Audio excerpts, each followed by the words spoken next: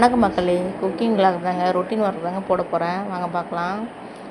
School leave விட்டாங்கல்ல, வீட்டிலேருந்து பசங்க வீட்டில் தான் இருக்காங்க. அதனால் காலையிலேருந்து சமைக்கிறது இல்லைங்க. மோஸ்ட்லி அவர் வீட்டுக்காரர் ரொம்ப தூரமாக வேலை செய்ய போகிறதா இருந்தால் காலையிலே சமைப்பேன்.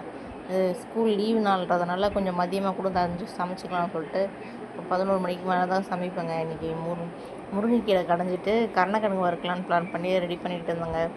வெயில் தாங்கலை. பசங்க வெளில விளையாட விட்டால் ஐயோ வெயில் கொஞ்சம் நஞ்சமாக அடிக்குது. அது மாட்டு வெயில் பயங்கரமாக இருக்குங்க. அதனால் வீட்டுக்குள்ளேயே விளாட்றது, கேரம் போர்டு விளாட்றது. இப்போ ஐபிஎல் வேறு போட்டிருக்காங்கல்ல, அதனால் ஒன்றும் பிரச்சனை இல்லை. திரும்பி ஐபிஎல் போகிறதுனால ஐபிஎல் ரொம்ப பிடிக்கும் பசங்களுக்கு, அதனால் பார்க்குறாங்க. இந்த பொம்மை சேனலில் சின்சானு, டோரிமான் இதெல்லாம் பார்த்துட்டு வீட்டில் டைம் ஸ்பெண்ட் பண்ணுறாங்க. அது படிக்கிறதும் மிஸ் பண்ண வர்றதில்ல. 10 to 12 காலைல ரெகுலராக படிக்கிற டைமு. அவங்க ரொட்டீனாக ஏதாவது எழுதி பார்க்குறது. அது பாப்பா வர 4th ஒரு மாதம் படிக்கலைன்னா அந்த ஸ்பெல்லிங்கெல்லாம் கொஞ்சம் கொஞ்சமாக மறந்துடுவாள். ஹேண்ட் ரைட்டிங் ஒர்க்கு இது மாதிரி எதாவது கொடுத்துட்டு அப்படியே போகுது. கீரை அடுத்தது கீரைக்கு வரலாம்.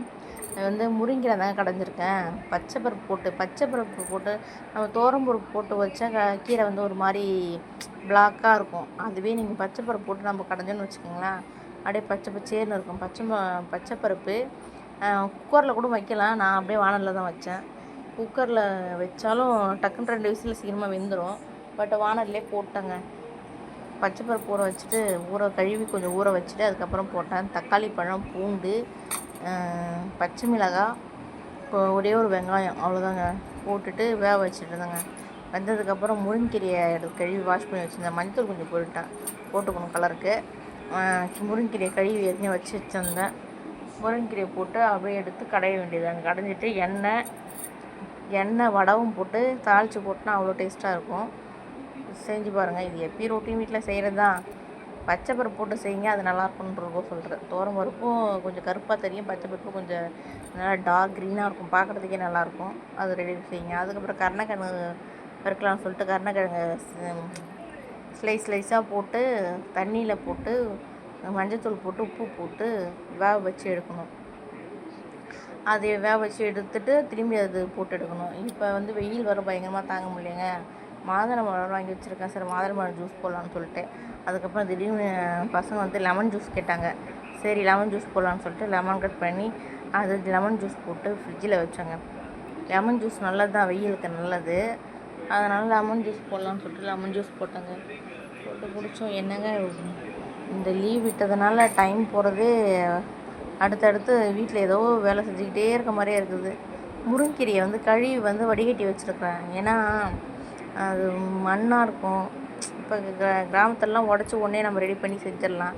இங்கே அப்போல்லாம் அங்கங்கே போட்டு வச்சுருப்பாங்க. அதனால் அதை நல்லா வாஷ் பண்ணி வச்சுருக்கேன். சிட்டிலலாம் கிடைக்கிறதே கொஞ்சம் ரேர் தான், டக்குன்னு கிடைக்காது, மார்க்கெட்டுக்கு தான் போகணும். லெமன் ஜூஸ் போடுறேன். சர்க்கரை கொஞ்சம் லெமன் போட்டு இந்த கிளைமேட்டுக்கு லெமன் ஜூஸு நிறைய இந்த கீரைகள்லாம் எடுத்துக்கிட்டால் ரொம்ப நல்லது. அதனால் போட்டிருக்கேன்.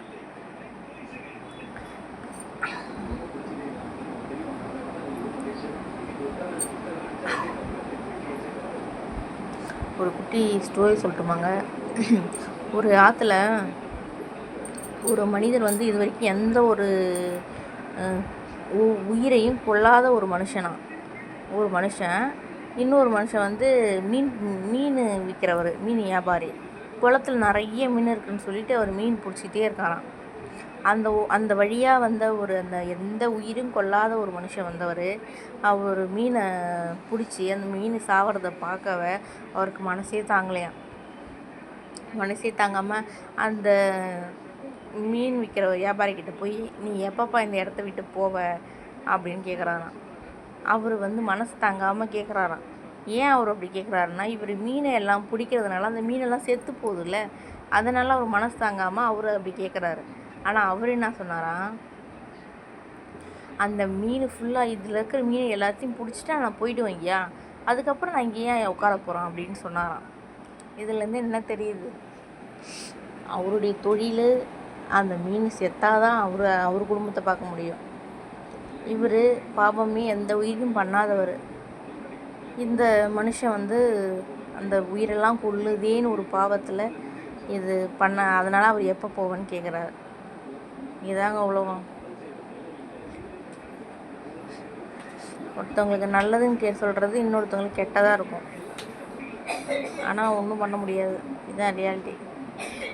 முருங்கையை போட்டு நல்லா கிண்டிட்டு கடைஞ்சி தாளிக்க வேண்டியது தாங்க. நான் சொன்ன கதையில் என்ன புரிஞ்சுது, என்ன புரிஞ்சுதுன்னு கமெண்ட்டில் போடுங்க. என் சேனலில் பார்ப்பீங்களா என்னன்னே எனக்கு சந்தேகம்தான். சரி போடுறேன் பாருங்கள்.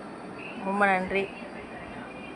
அப்புறம் கருணக்கிழங்கு வறுத்துட்டு சாதத்தை வடிச்சிட்டு லெமன் ஜூஸ் வச்சுட்டு மாதுளம்பழத்தெல்லாம் நல்லா தோல் ஊற்றி கட் பண்ணி எடுத்து வச்சுட்டு மதியம் கீரை லெமன் ஜூஸு ஒரு கிளாஸு வெள்ளரிக்காய் தோலிச்சு அது கொஞ்சம் கட் பண்ணி வச்சேன். அதுக்கப்புறம் மாதுளம்பழம் இதெல்லாம் சாப்பிட்டோம். சாதம் கொஞ்சம் எடுத்துக்கிட்டு இந்த வெஜிடபிள்ஸு இந்த மாதுளம்பழம் வெள்ளரிக்காய் இதெல்லாம் கொஞ்சம் நிறையா எடுத்துக்கிட்டேன். வேற குண்டா வர இருக்கிறோமா, வெயிட்டு குறைக்கிறதுக்கு என்ன பண்ணுறது. இதெல்லாம் ட்ரை பண்ணாதான் கொஞ்சம் வெயிட்டு குறையும்.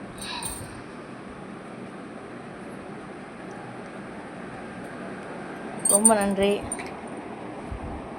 என் வீடியோஸ் வெயிட் பண்ணி பார்த்ததுக்கு ரொம்ப நன்றி. Thank you so much. வைக்கிறேங்க. நன்றிங்க.